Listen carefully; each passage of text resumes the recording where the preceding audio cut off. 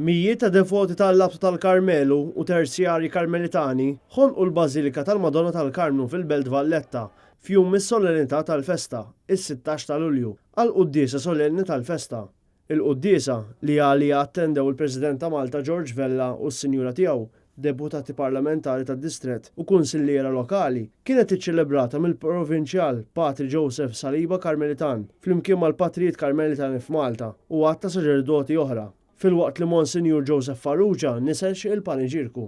L-Arċipret Emeritu tal-Kolleġġjata Ġorġjana Fawdex qal li fid-dinja tal-lum li tixtri lin-nies b'sodisfazzjonijiet qarrieqa ta' din l-art biss, mill-għoljiet tal-Karmelu Marija ssaq l-art b'xita ta' grazzi għaċċana fi żmien ta' nixfa spiritwali.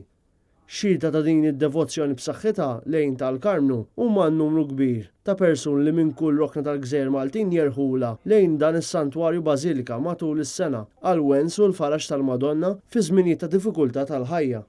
Intant, il-festa s-sukta titlita fil-għaxija b'Quddiesa Solenni mill-Arċisqof Charles Scicluna fuq l-arta li privileġġjat biex imbagħad ħarġet il-purċissjoni bil-vara artistika u devota tal-Madonna tal-Karmelu xogħol Naplitan fl-injam tal-1781.